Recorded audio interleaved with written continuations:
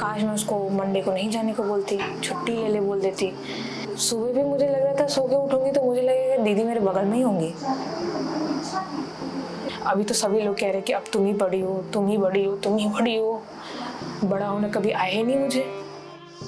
पूरी लाइफ उसने कोशिश की कि उसके भाई बहन अपनी एज से बड़े ना हो, है ना। She did everything that was possible.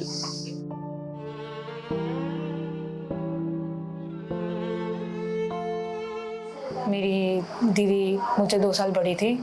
मेरी बेस्ट फ्रेंड कह लो, सोलमेट कह लो, कुछ भी कह लो। वो मुझे हीरोइन करके बुलाती थी, मैं उसे बोसो करके बुलाती थी। बोसो मीन्स फैट होता है नेपाली में। सब कुछ कहना चाहती थी वो कह उसको कोई काम छोटा बड़ा नहीं लगता था।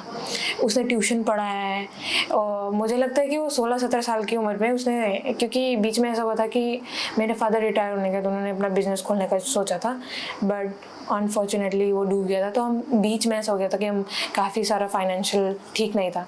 तो तब 16-17 साल की मुझे तो हिम्मत ही नहीं होती सोचने की।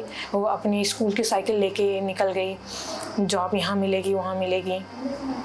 अभी तो सभी लोग कह रहे कि अब तुम ही बड़ी हो, तुम ही बड़ी हो, तुम ही बड़ी हो। बड़ा होना कभी आया ही नहीं मुझे, कभी सोचा ही नहीं, एक थॉट भी नहीं दिया कि बड़ा होना पड़ेगा मुझे। मैं तो मेरे दोस्तों को बहुत फ्लॉन्ट करती थी कि मेरे से तो बड़ी मेरी दीदी है, सब देख लेगी, सब देख लेती है। मैं मेरे बाकी सिबलिंग से ज़्यादा मेरी बड़ी बहन से क्लोज थी, क्योंकि उसने मुझे बड़ा किया एक तरीके से। क्योंकि वो मेरी बड़ी बहन थी तो उसने हर चीज़ में मुझे गाइड किया जो उसको गाइडेंस नहीं मिली। पापा के जाने के बाद मेरे को कुछ नहीं पता कि हमारे पास कितने अकाउंट है, कहाँ से है, पेंशन कितना आता है, फीस कितना भरते हैं, वो सब। वो मैं बोलती थी दीदी मेरे को समझ में नहीं आता, मैं फ्रस्ट्रेट हो जाती थी कि डॉक्यूमेंट सही नहीं है या फाइल नहीं है, मेरे को मेरा सर्टिफिकेट नहीं मिल रहा है। कभी कोई छोटा मोटा कागज़ चाहिए होता था तो नहीं मिलता था, तो मैं उसको कॉल करके चिल्लाती थी दीदी नहीं मिल रहा है।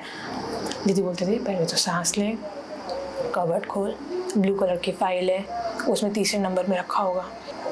मुझे डर इस बात का है क्योंकि कभी मैंने रियलाइज़ ही नहीं किया था कि मैं मेरे दीदी पे इतना डिपेंड हूँ।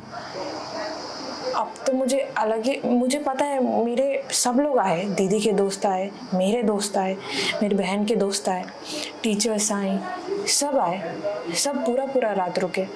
मैं रात भर पिछले 2-3 दिन से अपने दोस्तों के साथ ही सो रही हूँ, मैं अकेले नहीं सोई, करी कुछ भी अकेले नहीं किया मैंने, बट भी मुझे इतना खाली लग रहा है। पूरी लाइफ उसने कोशिश की कि उसके भाई बहन अपनी एज से बड़े ना हो, है ना। She did everything that was possible. And like uncle के जाने के बाद तो she was like so active. उसने सोचा था कि वो सबका एजुकेशन पूरा कराएगी। उसने कभी किसी को इस चीज़ के लिए भी प्रेशराइज नहीं किया था अपने सिबलिंग्स को कि तुम लोग को अर्न करना है। उसका ये था कि मैं देख लूँगी। And she started doing that ना। कंडीशंस फाइनली बहुत ज़्यादा स्टेबल हो रही थी, वो हर चीज़ बहुत अच्छे से मैनेज कर रही थी, वो खुद भी अच्छे से ही रह रही थी। बट द थिंग इज़ कि दिस इज़ सो अनफेयर, उनके सिबलिंग्स के लिए, उनकी फैमिली के लिए, आंटी के लिए इतना अनफेयर है। ज़्यादा टाइम हुआ नहीं था अंकल को गए हुए, एंड अनुजा के लिए भी कितना अनफेयर है। तो मुझे तो इतना मुँह लग रहा है कि उसके लास्ट मोमेंट में पता नहीं क्या चल रहा होगा उसके दिमाग में ना।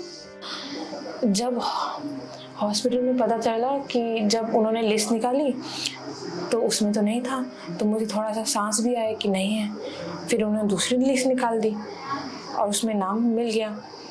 फिर उन्होंने बोला, कह दिया कि आपको जाना होगा वहाँ पे, बॉडी देखनी होगी, पहचानना होगा। उतने में तो मेरा सब कुछ हिल गया। उसके बाद तो मुझे लगता है कि मैं तो सुबह भी मुझे लग रहा था सो के उठूंगी तो मुझे लगेगा दीदी मेरे बगल में ही होंगी।